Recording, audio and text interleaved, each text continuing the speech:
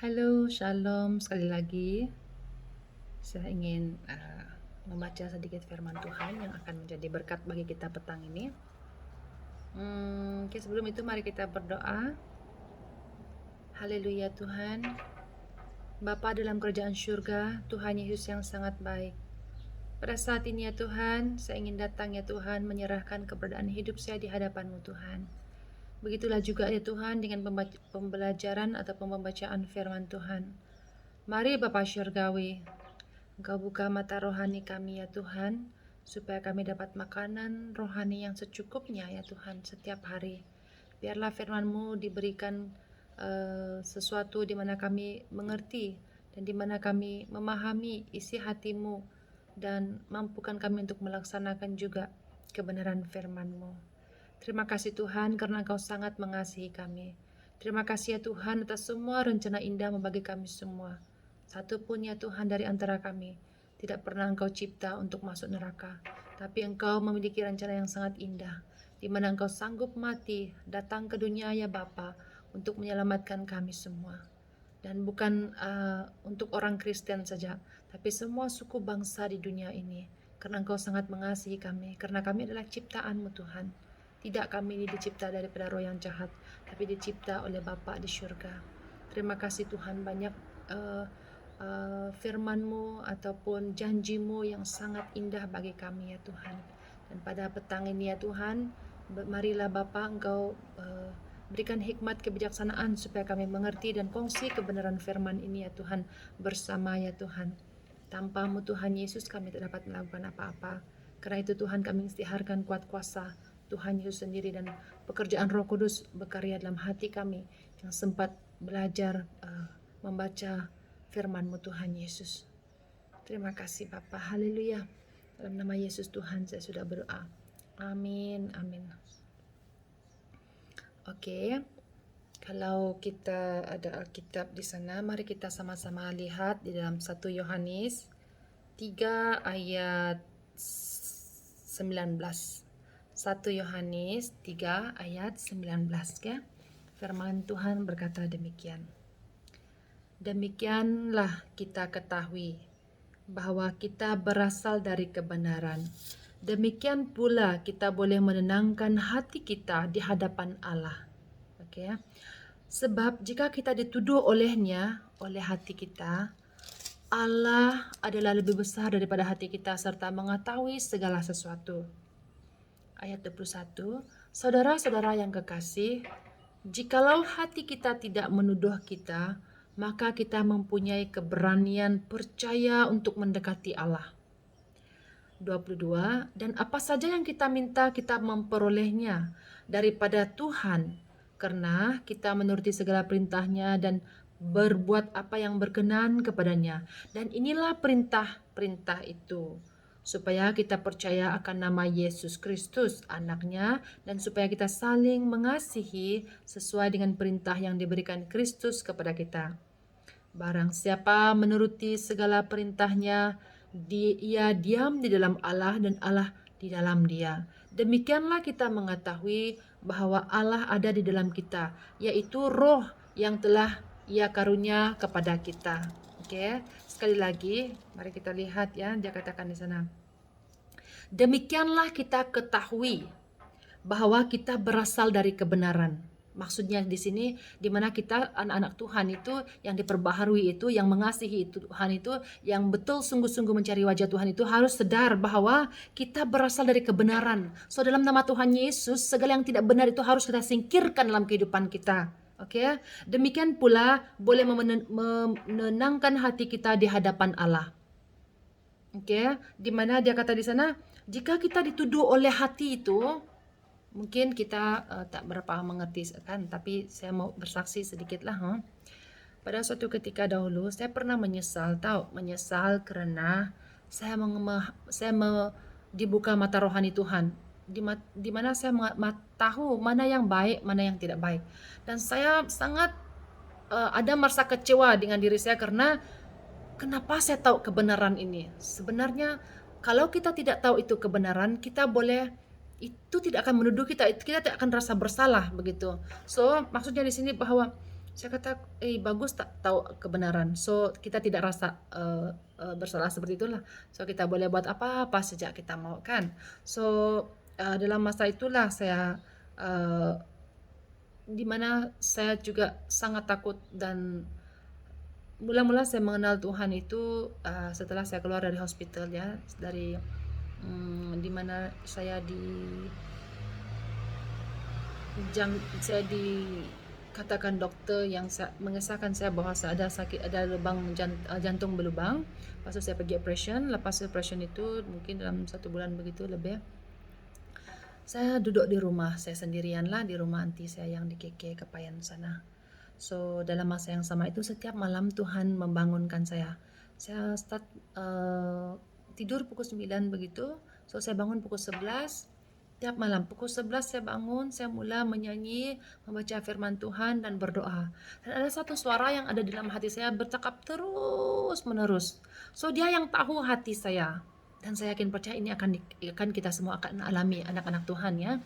So apa yang saya katakan ini, di mana itu yang saya alami, yang menjadi satu kesaksian dalam hidup saya, di mana dia berbicara terus menerus. So dalam masa yang sama saya banyak sakit hati, dendam dengan, bukan dendam lah ya, ada sakit hati, ada dendam juga, ada tidak suka juga lah. So dalam hati masa yang sama itu, tiap malam itu, jam yang sama itu yang terjadi tiap malam sampai pagi. Saya suara itu berbicara dan saya akan menyanyi memuji Tuhan ya dengan membaca firman Tuhan itu. So dalam masa yang sama itu juga lah roh itu berbicara dalam hati saya untuk menyuruh saya mengampuni orang ya, sebab saya adalah banyak orang kan yang kita tidak senang, ataupun orang tak senang dengan kita, tak suka dengan kita, tak semua orang suka dengan kita kan. So hal-hal yang seperti itulah yang ada di dalam hati saya, di dalam hati ya, bukan dalam pikiran kita. So di situ juga saya belajar bagaimana kita harus peka dengan hati, suara hati kita, bukan akal pikiran kita, okay? So disitulah Roh Kudus itu berbicara, suara dia sangat lembut dan ya dia sangat tenang, dan dia akan terus berbicara di dalam hati kita. So itu yang saya alami lah. So selepas itu kalau saya jumpa dengan orang kan, sebab masa itu saya apa kata orang jatuh cinta itu seperti orang yang crazy about you macam tu kan, macam tergila-gilakan seseorang begitu. Tapi saya punya tergila-gila itu dengan Tuhan.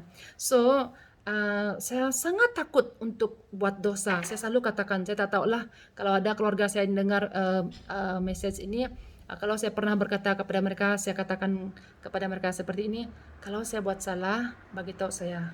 Okay? Sebab sebenarnya karena kita ini manusia, masa itu juga saya sadar bahwa kadang-kadang kita manusia ini lalai, dan kita tidak tahu kita sedang menyakitkan hati Tuhan ataupun melakukan sesuatu yang jahat. Okay? So karena itu saya selalu cakap dengan orang, mungkin mak saya ke adik saya ke siapa aja yang sekeliling saya kata, kalau saya buat sesuatu yang jahat ataupun yang salah, tolong tegur saya. Okay? Itu yang saya katakan, saya masih ingat. Okay? Sangat jelas itu. So karena saya tahu di dalam hati saya itu, saya hanya mau yang benar, yang baik. Seperti itu. Dan sampai saya pernah berpikir, Tuhan, saya tidak mau tinggal dengan keluarga saya, dengan cousin saya, dengan semua orang nih. Sebab mereka ini selalu menghina orang, mengejek orang, seolah-olah mereka sangat baik begitu. Saya tidak mau dengar yang begitu. Semua yang jahat-jahat itu saya tak mau dengar. Okay? Karena itulah yang saya alami pada itu. Sehingga saya katakan, Tuhan, saya mau pergi ke tempat yang jauh-jauh supaya saya tidak terlibat ataupun ada di kalangan orang seperti itu. So Tuhan menegur saya lah, dia katakan seperti ini. Kalaulah kamu lari dari suatu tempat itu, kamu tidak diuji. Iman kamu, kemarahan kamu, apalagi kesabaran kita, apalagi semua itulah kita tidak akan diuji kalau kita lari. Artinya kita harus terima keberadaan itu, karena Tuhan mau membentuk kita ini. Kita ini kan manusia yang pandai cemburu, pandai marah, semua itu. So Tuhan mau supaya itu akan kita alami dalam kehidupan kita, supaya Tuhan membentuk kita. So baru saya kata, kalau macam itu oke lah. So di situ sebenarnya Tuhan itu apabila kita sentiasa dan memenuhi hati kita, pikiran kita ini dengan firman Tuhan, kita akan mengalami sesuatu yang kita boleh menghadapi keadaan. Okey, saya akuilah sebelum ini memang saya terbuai dengan keadaan dunia. Oh, mungkin hidup memang beginilah, tak bolehlah kita ni hidup suci, tak bolehlah kita ni hidup yang memang kita beginilah kita manusia ni. Okey, saya pun terima sejak keadaan saya. Okay, sehingga saat ini saya yakin percaya bahwa Tuhan mau saya ungkapkan ini kepada kita semua supaya kita diberi kesadaran, okay? Sedar di mana kebenaran itu harus ada pada kita, sesuatu yang benar itu ya. Ini bukan berbicara tentang saya mesti berusaha. Sebenarnya ia hanya di mana kita akan berserah kepada Tuhan, haus dan rindu dan mau Tuhan dalam kehidupan kita. Banyak perkara yang kita mau dengan Tuhan itu, Tuhan akan memberi itu kepada kita apabila kita sungguh-sungguh dan bertekun di dalam hal ini. Okay? So, saya akui kalau orang kata saya banyak dosa, dosa zina lah, dosa apa lagi, buang masa dengan keadaan dunia lah, ikut program-program yang ya dalam dunia. Okay? So, walaupun sebagai hamba Tuhan itulah manusia. Kita boleh katakan kita tak juga katakan berkompromi karena kita mau memahami situasi orang kan. Kita kena mau jaga hati orang. Tapi sekarang ini kalau kita yang bagi saya fikir tapi inilah desakan roh di dalam hati saya karena kita harus siap. Okay? Kata Tuhan juga dalam Alkitab, saya akan mengajar anak yang dia sayang, dia katakan. Tapi saya tidak sanggup keluarga saya. Sebab saya dalam kehidupan saya fikir begini, memang saya selalu sakit kan. Saya selalu sakit, semua orang kata sakit. Saya pun selalu cakap dengan Tuhan, saya akui saya berdosa, saya lemah dan adakah saya karena itu saya sakit begitu. Dan selalu juga Tuhan ingatkan saya tentang Ayub kan. Kita tahu cerita Ayub adalah pribadi yang sangat-sangat menjaga kesucian hidup dia. Kayak anak dia berdosa pun dia yang pergi buat korban kan, buat memohon pengampunan untuk anak-anak dia. Maksud saya di sini bahwa Ayub adalah pribadi yang baiklah, okay, yang menjaga hidup dia, menaati perintah Tuhan. Tapi apa yang terjadi, dia adalah pribadi yang sangat buruk, ya, sangat ditimpa oleh keadaan macam-macam, binatang apa semua pun mati, anak dia semua pun mati, okay. Tetapi ada firman Tuhan itu sampai dengan saya dan saya selalu bagi tahu dengan nenek saya, nenek kenapa saya selalu sakit. Akhirnya Tuhan sangat memimpin saya dengan message yang kata, sakit itu adalah bukan membuat saya membunuh saya, matikan saya, tetapi itu cara Tuhan untuk mendekat kepada saya, hati supaya sentiasa datang kepada Tuhan, tidak lari daripada Tuhan. Sekarang saya fikir pun betul juga karena apabila kita ini sehat baik, kita ini lebih kepada perkara-perkara yang pentingkan. Ini mau urus itu, mau urus dia, bukan kepada mesti mau berdoa, mesti mau apa. Okay? So ini yang saya fikirkan sesuatu yang okeylah Tuhan, saya faham. Saya terima apapun itu, sakit itu. Dan dari dulu juga ada banyak message ya, firman Tuhan yang saya coba tengok dia. Yang diberi oleh orang yang saya selalu diberi bukan penglihatan, di mana orang bernubuat ya, bernubuat ataupun bernubuatlah. Mereka kata ataupun mereka kata ini Tuhan kata dengan kamu lah, dia kata macam tu. So hal-hal yang seperti itu yang terjadi dalam kehidupan saya, di mana message firman Tuhan itu sangat jelas. Coba saya katakan, saya baca kalau saya masih ada. Dia kata di sini 2 Kisah Para Rasul pasal 2 ayat 7.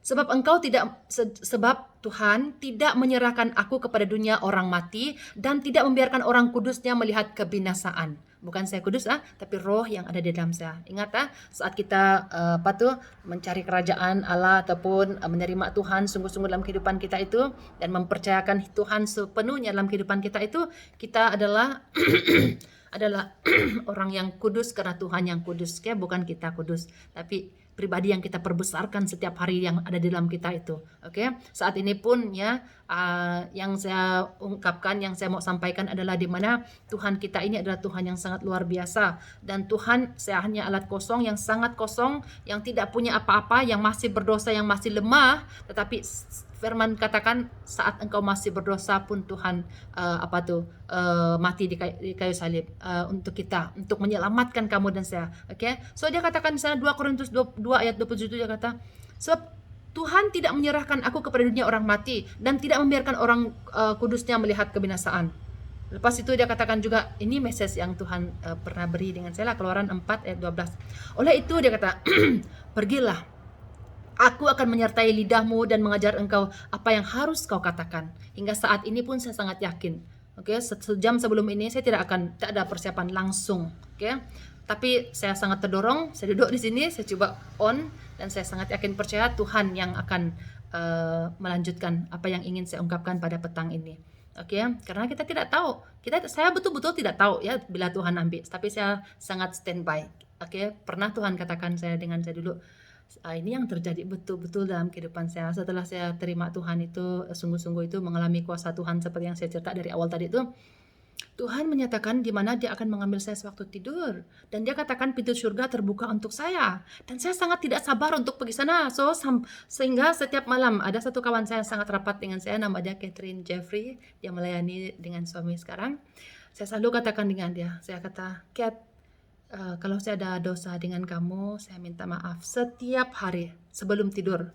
So sampai saya kata, malah sudah saya cakap minta maaf kan, sebab belum Tuhan ambil sampai sekarang. So saya tulis dalam kertas, kertas lah, mungkin saya rasa dekat tempat cuci pinggan, cuci berus gigi itu. So itu kertas saya pernah tulis, itu yang saya ingat lah, sampai saya kata, sampai saya tidak lah bagi tahu itu sudah saya ungkapkan dengan orang. Minta maaf dengan dia lagi sebab hari-hari sampai sekarang belum Tuhan ambil. Karena itu, tapi saya sangat yakin, oke, Tuhan punya rencana. Kenapa saya masih hidup sampai hingga saat ini? Dia adalah karena dia mau saya ungkapkan message ini kepada kita supaya kita juga siap sedia. Oke, jangan membiarkan hati kita menuduh kita. Oke, supaya kita ada keberanian untuk menghadap tahta. Oke, karena ini semua bukan berbicara kepada kita, pasal kita, hidup kita, tetapi ini berbicara tentang mempercayakan Tuhan sungguh-sungguh dalam kehidupan kita. Bukan manusia yang boleh menolong kita sebenarnya, oke? Bukan keuangan kita yang boleh membahagiakan kita, bukan keluarga kita ataupun siapa-siapa yang boleh, bukan pasangan kamu yang yang boleh menyelamatkan kamu ataupun memberi sukacita bagi kamu, ketenangan bagi tidak hanya Tuhan Yesus. Oke? So dia katakan lagi di sana. Ya itu beberapa message lah yang Tuhan telah beri untuk saya. So maksud saya di sini bahwa marilah kita terus memandang kepada Tuhan yang mempunyai hidup kita itu ya. Sekali lagi saya akan baca lagi yang tadi itu sebab saya sangat terdorong dengan firman Tuhan ini karena saya mau dikoreksi diri saya sendiri di hadapan Tuhan. Tuhan, mana yang belum beres, katakan itu. Saya tidak malu untuk menyatakan apa yang telah saya lakukan dalam hidup saya. Karena kita manusia, semua kita sama. Kita daging, kita ada nafsu, kita ada keinginan. Okay? Tapi itu bukan menghalang kita untuk mengalami Tuhan dalam kehidupan kita. Itu bukan menghalang kita untuk mendekati Tuhan. Ingat, firman Tuhan mengatakan bahwa apabila kamu mendekat kepada Tuhan, mau tidak mau Tuhan akan mendekat kepada kita. Kalau kita katakan, yalah saya pun berdoa setiap hari Minggu, saya berdoa, saya pergi gereja, saya sangat setia, saya doa tiap hari. Tetapi ingat Tuhan kita adalah juga Tuhan yang pandai cemburu, tahu dia bagi kita berapa jam dalam satu hari. Oke, berapa jam kita meluangkan waktu untuk Tuhan, mempelajari pelajaran belajar kebenaran firman Tuhan. Oke. Untuk pengetahuan kita juga tidak ada yang otomatis. Oke, tidak ada yang otomatis. Mungkin kamu pikir apalah, Tuhan pun paham. Selalu kita pikir begitu kan. Tetapi ingat apabila Tuhan kata ketuklah. Ketuk itu bukan kamu berdiri saja. Ya ada action, ketuk. Carilah. Cari itu bukannya cari jam tidur, bangun, makan apa semua. Tidak, bukan cari nama tuh. Lepas itu ketuk, cari, apalagi minta kata dia. Berapa jam kita berdoa satu hari?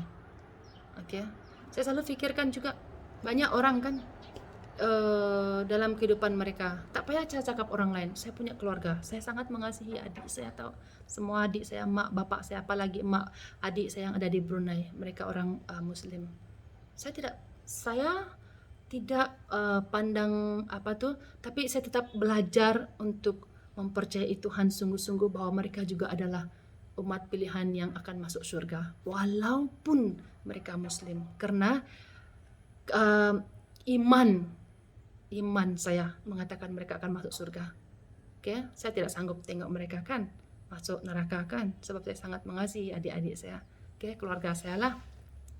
So maksud saya di sini bahwa kalau saya lihat keadaan ke adik saya, ke anak saya kan, mereka hari-hari mereka dengar lagu dunia, mereka buat kerja, mereka sibuk dari pagi sampai malam begitu dengan keadaan-keadaan dunia lah, pergi buat apa-apa yang mereka buat kan. Saya tidak dapat, bagi saya yang bangun setiap hari, yang berusaha Alkitab dekat tidur lah, telepon, dengar khotbah lah, nyanyi lah, yang rohani itu selalu saya buatkan. Itu pun sangat sedikit tau. Maksud saya masih kosong. Sampai sekarang pun saya masih kosong. Artinya kan Tuhan mau kita sebenarnya, kalau yang saya buat hari-hari ini sangat sedikit dan sangat-sangat sedikit itu.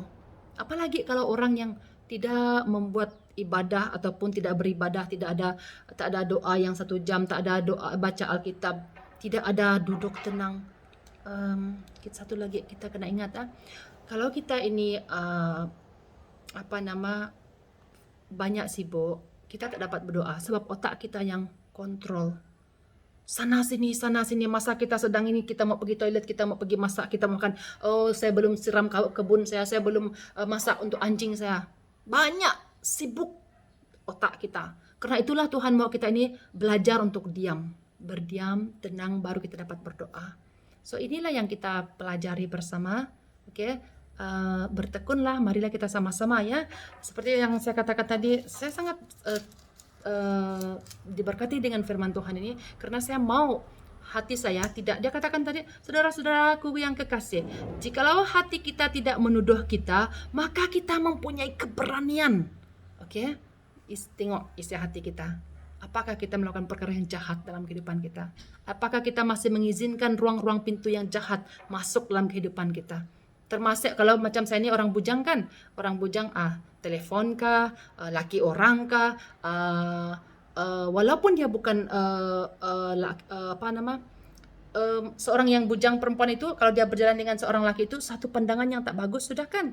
Tetapi apa yang saya maksudkan di sini, itu pun membuat kita rasa bersalah tau.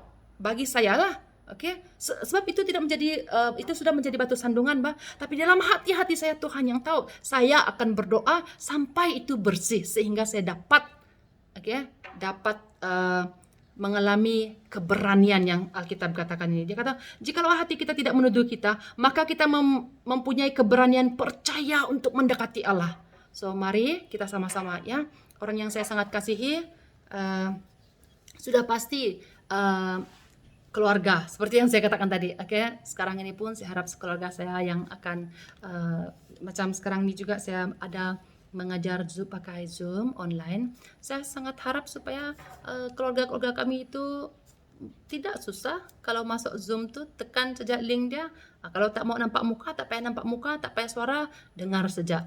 Anggap ya itu apalah, tapi itu maksud saya, marilah kita makan makanan rohani itu. Kalau boleh setiap hari, setiap malam begitu.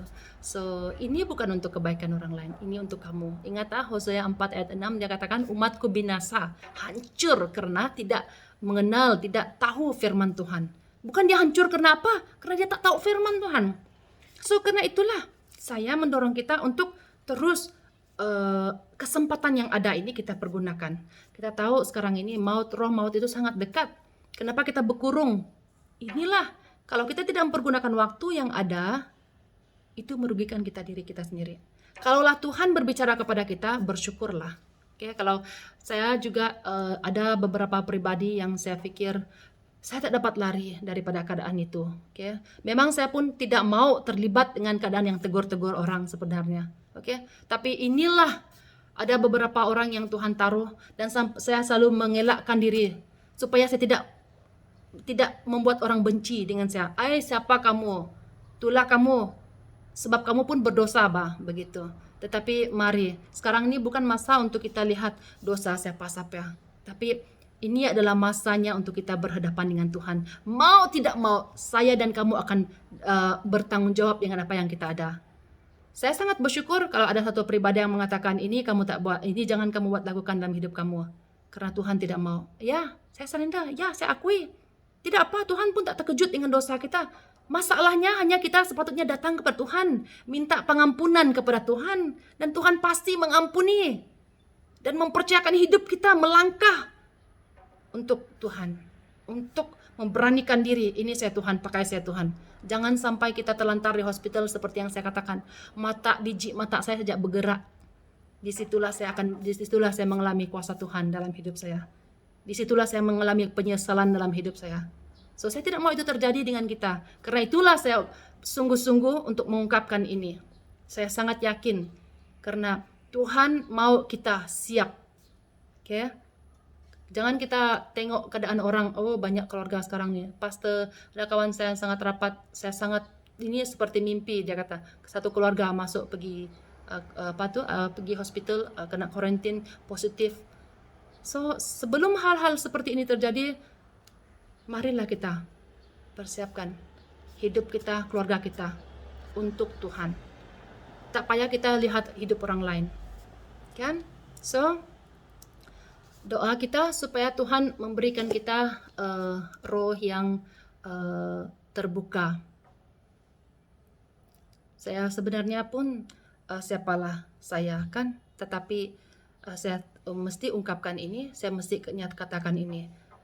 Kalau saya tidak melepaskan kata-kata yang harus yang Tuhan taruhkan itu, saya tidak dapat. Banyak yang saya terhalang karena saya tidak taat dengan perintah Tuhan. Karena saya sangat yakin Tuhan sedang melakukan perkara yang luar biasa kalau kita taat kepada Tuhan.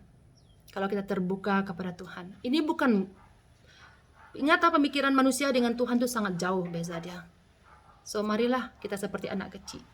Apa aja yang Tuhan kata, maju saja. Karena Tuhan menjanjikan hidup yang kekal dalam kerajaan surga. Dunia hanya pendek. Hidup yang kekal yang panjang itu. Kita sedang mempersiapkan keluarga kita, hidup kita, kawan-kawan kita, semua orang suku bangsa kita untuk masuk bergandeng tangan masuk dalam kerajaan surga. Sekarang ini roh-roh dunia sedang mengikat, sedang menarik semua anak-anak terutamanya dengan telepon, dengan internet semua ini. Dia mau manusia sibuk dengan benda yang seperti itu. Banyak benda yang ingin message firman Tuhan panjang yang kalau saya ungkapkan di sini. Tapi saya harap lain kali saya akan lagi sharing tentang benda yang lain lah. Apa yang sangat sekali lagi apa yang saya sangat diberkati, marilah kita selalu fikirkan firman Tuhan di 1 Yohanes 3 tadi ayat 19 sampai 24 tuh. Tidak kita dapat buat apa. Tapi apabila kita surrender, berserah penuh, mempercayai Tuhan sungguh-sungguh dalam kehidupan kita, berani untuk melangkah karena Tuhan. Karena mengikut Tuhan itu kita harus menyangkal diri, tahu. Saya dan anak saya dari awal saya pergi sekolah Alkitab, saya tidak mau anak saya tinggal dalam rumah yang buruk sampai dia jatuh lubang karena kayu itu buruk. Tapi akhirnya saya pergi Barrio, saya tak sanggup bawa dia, tapi dia cakap saya tak peduli. Saya mesti mau ikut mami. Dalam hati saya tidak mau. Saya pikir melayani Tuhan itu selalu yang sangat menderita. Tapi percayalah, sehingga saat ini saya melihat kuasa Tuhan, mujizat Tuhan dalam kehidupan saya. Saya tidak punya apa-apa. Saya tidak ada sekolah macam orang lain. Form 5 pun tidak. Tapi Tuhan berkata dalam Alkitab, 1 Korintus berapa itu? 1 ayat 21 ke 27 dia katakan, orang yang hina yang tak dipandang itu oleh masyarakat, orang yang tak pandai, yang bodoh itu yang dipilih Tuhan. Orang yang biasa seperti kita. So, marilah kita mempercayai firman Tuhan. Jadi alat Tuhan, jadi penyambung lidah Tuhan, jadi tangannya Tuhan. Oke? Hidup di dalam kasih Tuhan. Oke? So, saya pikir sampai di sini. So, mari kita berdoa. Haleluya Tuhan Yesus, Bapa dalam kerajaan surga, hamba-Mu sudah pun menyampaikan message firman-Mu. Mari ya Tuhan, buka hati kami semua. Beri kami mengerti ya Tuhan. Berbicaralah kepada kami ya Tuhan, mengoreksi diri kami ya Tuhan. Kami akui Tuhan, kami manusia yang sangat lemah. Kami memerlukan Engkau Tuhan Yesus setiap detik hidup kami. Kami tak mampu Tuhan tanpa Engkau ya Tuhan Yesus. Kami rindu jamahan dan urapan dan perubahan, pembebasan, pelepasan yang daripada Tuhan Yesus sendiri, sehingga kami dapat ya Tuhan menjaga hati kami, menjaga tingkah perkataan, fikiran kami ya Tuhan, mata kami Tuhan, untuk melihat dan memandang kepada salib-Mu sahaja ya Tuhan Yesus. Tuhan, Engkau sungguh amat baik ya Tuhan. Banyak perkara ya Tuhan yang Engkau ungkapkan ya Tuhan. Engkau memberi makanan kepada Elia petang, pagi, dan Engkau menyediakan segala sesuatu yang kami perlukan. Oh Tuhan, terlampau banyak janji-Mu yang sangat indah. Mari Tuhan, mampukan setiap pribadi yang telah mendengar message ini ya Tuhan, di mana pun berada ya Tuhan, mempercayai Tuhan sungguh-sungguh, karena apa kata-Mu dalam firman-Mu, tetapi carilah dahulu kerajaan Allah, dan yang lainnya akan Tuhan berikan kepada kami. Dan berkat itu pasti mengalir, dan berkat itu yang mengejar kami. Bukan kami mengejar apa yang ada di dunia ini ya Tuhan, tapi nama Tuhan dimuliakan lewat kehidupan kami. Mari Tuhan berkati kami ya Tuhan. Berikan kami ketenangan sehingga kami boleh berdoa terus menerus ya Tuhan. Kesempatan hidup yang ada ini ya Tuhan, di mana kami terus dipakai Tuhan, menjadi alat-Mu ya Tuhan, dipakai dengan luar biasa ya Tuhan, menjangkau banyak jiwa ya Tuhan, yang sekarang ini banyak yang menderita sakit, penyakit, masalah, pergumulan, dan keadaan-keadaan ya Tuhan yang ada. Tuhan, tolong kami semua Tuhan. Terima kasih Tuhan, Engkau dengar, Engkau jawab, Engkau sempurnakan doa ini. Benar Tuhan, sebelum kami mengungkapkannya, Engkau sudah tahu. Sebelum kami lahir daripada rahim ibu kami, Engkau sudah tahu kami. Engkau punya rencana yang begitu indah bagi setiap kami. Karena itu Tuhan, kami sangat bersyukur. Terima kasih Tuhan atas hari yang indah ini, petang yang indah ini. Terima kasih, nama Tuhan Yesus terus dimuliakan. Haleluya. Dalam nama Tuhan kami sudah berdoa. Amin, amin.